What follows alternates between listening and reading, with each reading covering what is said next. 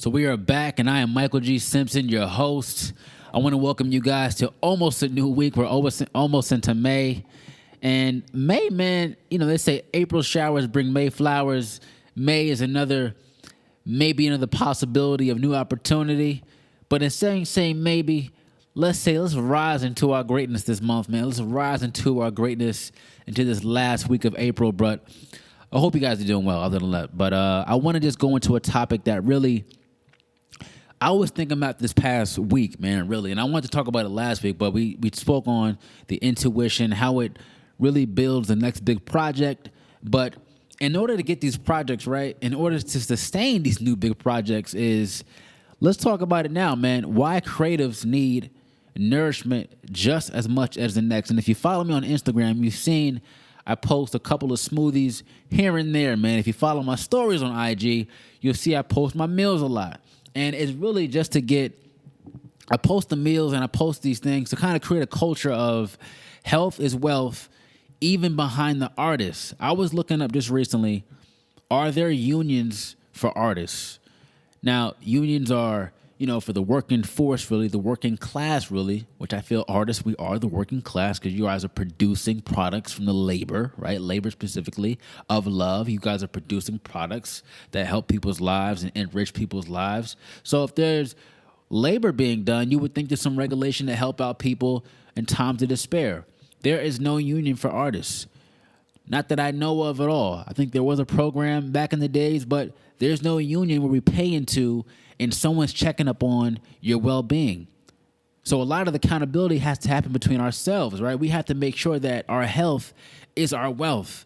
And when I first started, man, I quit my job in 2016 at Apple 3rd Street Promenade, Apple Retail, and I was hustling so much, man. I mean, working till 1, 2, 3 in the morning, and there's no way on God's green earth that I would be able to sustain this long if I was doing that. I would eventually burn out. And I think we found ourselves in these workplaces, right, or wherever you work at, right, and anyone listening, you're a creative at heart. I feel like God has brought you to this conversation, right? You're a creative at heart, whether you dress fly, whether you're making product. Creativity is not just the one with the brush, right? So let's get that point across. But we have to make sure, man, that creativity doesn't flow unless we take care of ourselves, man. I want to be the greatest painter I can be in the world. I want to be the greatest painter I can be in the world. I want to be the greatest designer I can be in the world. And for you, you should want to be the greatest individual you can be in the world. Not the greatest person, but the best version of yourself possible. And the only way to make that possible is to take care of our health. Like, it starts at the health. Like I was saying, if I was to be working those 1, 2, 3 in the morning every day and painting and doing products and, going to the trading post every Sunday, which I was doing. Now, if you're new for me, right, I was doing the trading post, which is a flea market, right, for artisans and vendors. I was doing that for 4 years, 2016 up until COVID, right? COVID smashed in the wall. I made a left and pivoted online and just kind of focusing on giving value back to other people who need it. And that's a long game, man. Being a vendor, setting up shop it takes a lot out of you, man. It really does. Not just physically, but emotionally. And you have to use yourself and you have to talk, right? You're talking to new people each and every Sunday. So that takes some sustaining over a long period of time. I eventually would have burned out if I didn't take care of my health. And now I'm getting back to the most healthiest I've ever been, man. My wife and I are on this diet plan. We're just trying to really incorporate a healthy lifestyle, not just for now, but for the longevity of it, man. The more that we get, the more we have to take care of ourselves, right? There's more responsibility, right? There's more loss that comes involved. There's more at stake because it's not just a business here, but you're really sustaining ourselves to sustain our partners, our friends, and make sure we can show up properly. But if I'm not properly nourished, I can't properly take care of anyone else. It's impossible. And I want to go back to this union conversation because it's crazy. There are no unions for artists. And I heard this conversation, rest in power, man, deeply, for DMX and why there's no unions earlier this conversation with Master P in the Breakfast Club, right? Why there's no unions even in the rap industry or the in hip hop, right? There's no unions, and it is interesting because you would think that such a billion-dollar industry would have some type of union for people, but we can't rely on what's not there or what's supposed to be there, because even though it's supposed to be there, we can't rely on it, right? It is what it is. What is there's not a union. But what is we have the accountability to hold ourselves, man. And I'm tired of young black men dying due to overdose, due to things that we need to look at and say, that shit is here to distract us. That shit is here to pivot us off our journey and our vision. Let's get our health intact, man. Let's be owners of our lives and get our health intact. Like, let's stop for a moment, right? Let's touch base on this real quick, because this is another conversation, but it can go into a whole another episode. Weed smoke. Very prevalent within artists, very prevalent within any type of artwork, right? Any kind of creative manner. Weed is prevalent, man. I mean, shout out to everybody investing in weed, all the weed products, amazing. I think it's fucking amazing. There's also a side where if we're using, right, as an artist speaking, right, I used to use it, for creativity, to calm down, to relax. I haven't smoked in about a year, some change now, man. Honestly, man, COVID kind of made me do some different changes, and everyone's different, man. I'm not saying you have to follow this, but I just want you to hear me out, because everyone is different. The myth of it makes you more creative, I'm trying to debunk that, because I haven't smoked in a year. Now, if you see my page in the last year, you let me know. To me, I'm trying to make some of the best pieces, the best work I can make. So you guys are the, art is subjective. So what I may love, you may dislike. But my point is to say you don't need it to be creative. I think that is a myth. I genuinely think that is a myth, right? How can we get back to the state of being a kid again and not needing anything to be creative? Just at the drawing board, just thinking so pure, so raw, just boom. There's no thought to it, right? There's no I got to do this extra routine. It is literally being a kid again. I want to be the child who survived. I would say it's more responsibility as an adult, but I mean at the creative board, right? So tying it back to health, because if I rely on something to get me somewhere, what would you do when it's not there? So I really want to challenge myself to take weed out of my diet and be creative at the most natural state possible. And that's just kind of fixing or improving my temple, right? My body at the highest way possible. And that's just eating correctly, some exercise here and there. Now, I'm not a sports athlete. I'm a creative athlete, right? So I use working out as a means to, facilitate my mind and my thoughts and, calm my mental health down and just feel better and just think better. And I find a direct correlation to when I'm working out, eating correctly, to my thoughts are just more faster, sharper, having conversations is sharper. My acumen is there. I'm able to just really be a motor, right? And you add some sleep into that, some water. Get a little squick of that water real quick. Right? Get a little water too. And some good reads, maybe 5-10 minutes, maybe 20 minutes a day of reading. It's really a flourishing life, man, and you become naturally high. Like, I'm high off the conversation right now, y'all, and I hope y'all are here with me still, right? We're about 25 seconds in, and how health is such a pivotal thing, man, and I just want to change the conversation for artists specifically. We can be healthy and creative and not lose any type of footing on that creativity because we're not doing the things as artists should be doing, per se, right? How can we nourish our bodies to make the greatest works possible?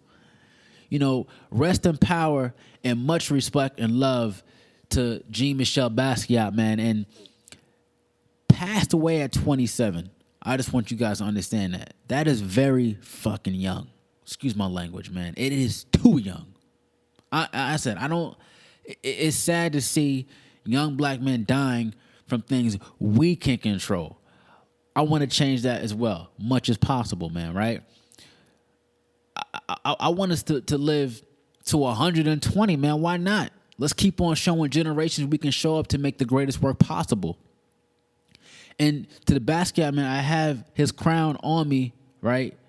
Due to just kind of saying in symbolism that, his life is within my pen, and injected into my greatness as well, almost like passing over a torch, passing over the love. And that's how I feel. So it's nothing you should take to account to feel something for, but that's how I feel personally, man. The story hit me so potently, such a prolific artist.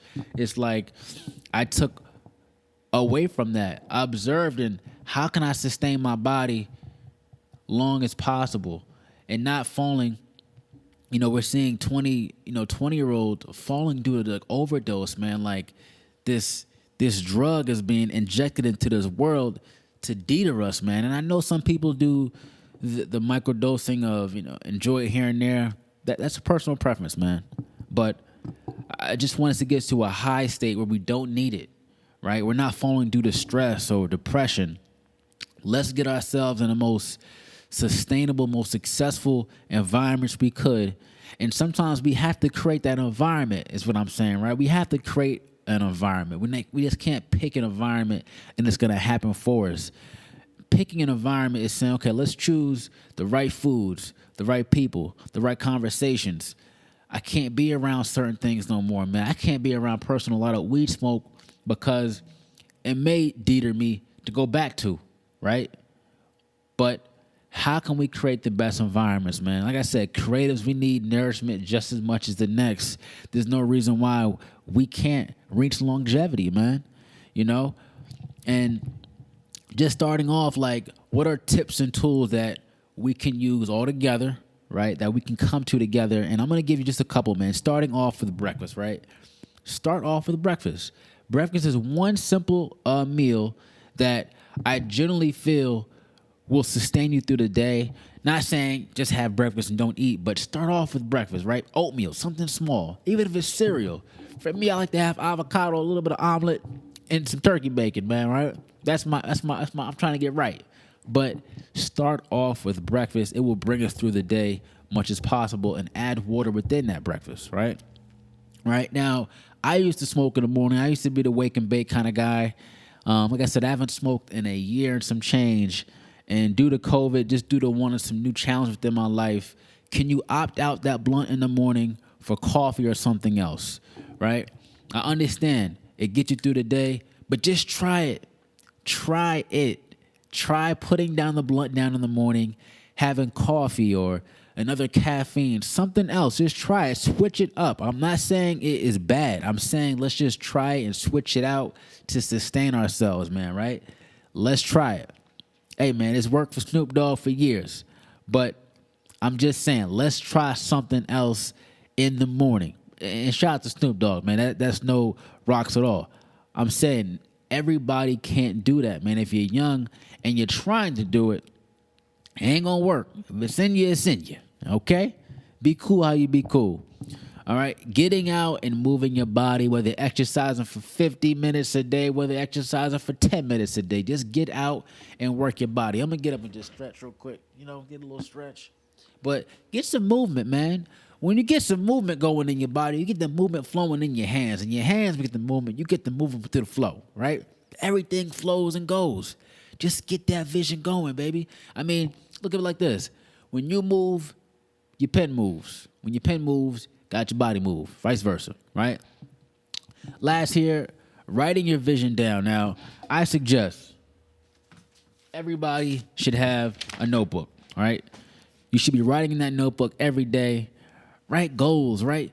Write your vision for the week, the day, right? I will reach this. I will do that. This will happen. I want this in sales. You want this. You want to create this many pieces. Just something tangible. So when you read it every day, it subconsciously hold your own self accountable when you read your own goals back. I want to visit this place. I want to see this site. I'm telling you, it does so much wonders, man. I mean, hence the name, Writing for Michael, but really, I love to write, man. It works. I'm telling you, it works. Write your visions down and read it over. And before we leave off with that one, reading at least 10 minutes a day. Now, you don't have to be a novelist reader, right? I used to actually not like reading until I actually read things I enjoyed reading. I love success books. I love stories. I love, Black history. I just like reading things that truly intrigue my mind and brain. I love psychology books. But if I read 10 minutes a day, I've noticed my vocabulary enhances throughout my life. I'm like, damn, I'm using that word. But you use it because you've seen it before. And you've not just seen it, but you know how to use it in context. I'm just giving you some tools and tips how to keep ourselves healthy and how we can keep ourselves the longevity of this ride, right? Because yes, you have to own your life, right? We're owners of our lives, but you're still running your business. You're still running a business. You're still working. You're still keeping home correctly, whether you're a husband, whether you're a wife, whether you're a partner. Let's keep ourselves healthy, so we can keep the ones around us healthy and our businesses flourishing. But I won't go too off this topic here. We creatives need nourishment. Remember, there's no union. There's no union here to save us. So we're going to have to save ourselves, y'all, and keep ourselves accountable and make sure our young folks aren't dying due to things that we can control, right? Let's make sure we have a system in place to keep our health intact.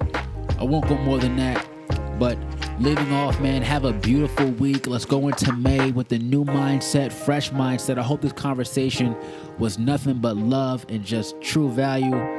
Let me know. Till next time, y'all. Peace. And you just listened to WFM Radio In Between Pieces. Please like, subscribe, download, and spread this conversation with love and joy. Keep going on your mission, your purpose, your calling, and your journey. Much love. Peace.